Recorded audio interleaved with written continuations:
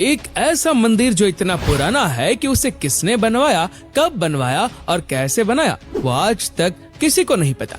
और इस मंदिर में इतना खजाना है जिसे देखकर मुगलों के पसीने छूट गए थे। और आखिर क्यों इस मंदिर के खजाने को कभी मुगल लूट नहीं पाए और इस मंदिर की कलाकृति को देखकर वैज्ञानिक भी चक्कर खा जाते। दोस्तों, आज हम आपको 12 ज्योतिर्लिंगों में से एक सोमनाथ ज्योतिर्लिंग के बारे में कुछ ऐसी बातें बताएंगे जिसे सुनकर आपका दिमाग हिल जाएगा। दोस्तों, कमेंट में हर हर महादेव लिखना न भूलें। दोस्तों, आपको जानकर हैरानी होगी कि भारत के इस मंदिर की बेशुमार संपत्ति को इतनी बार लूटा गया जितना आज तक किसी भी मंदिर को लूटा नहीं गया।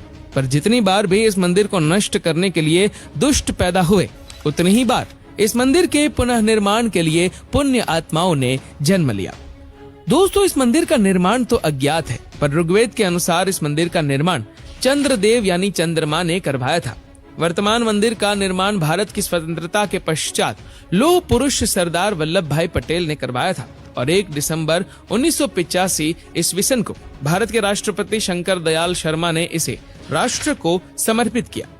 दोस्तों, सोमनाथ मंदिर विश्व प्रसिद्ध धार्मिक पर्यटन स्थल है।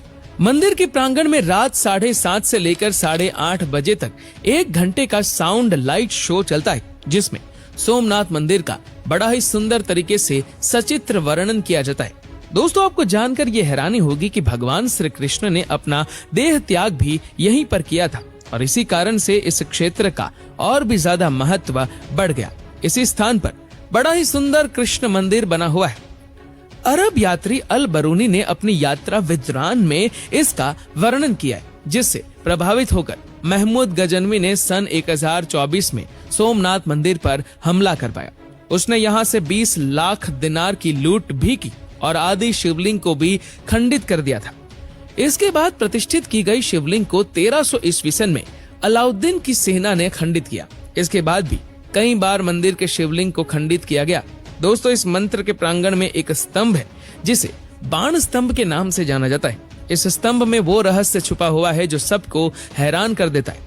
बाण स्तंभ एक दिशा दर्शक स्तंभ है जिसकी ऊपरी सिरे पर एक तीर बनाया गया है जिसका मुख समुद्र की ओर है।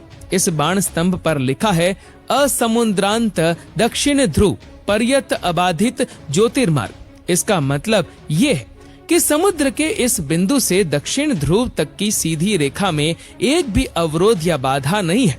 असल में इसके कहने का मतलब ये है कि सीधी रेखा में कोई भी पहाड़ या भूखंड का टुकड़ा नहीं है। अब सबसे बड़ा सवाल यह है कि क्या उस काल में भी लोगों को ये जानकारी थी कि दक्षिणी ध्रुव कहाँ है और धरती गोल है कैसे? उन लोगों ने इस बात का पता लगाया होगा कि बाण स्तंभ के सीधी में कोई बाधा नहीं है। ये अब तक एक रहस्य ही बना हुआ है। दोस्तों, ये भी एक रहस्य ही है कि आखिर यहाँ से दक्षिण ध्रुव तक का रास्ता क्यों दिखाया गया है और आखिर सोमनाथ मंदिर से दक्षिण ध्रुव का क्या संबंध है। ये रहस्य आज तक अनसुलझे है।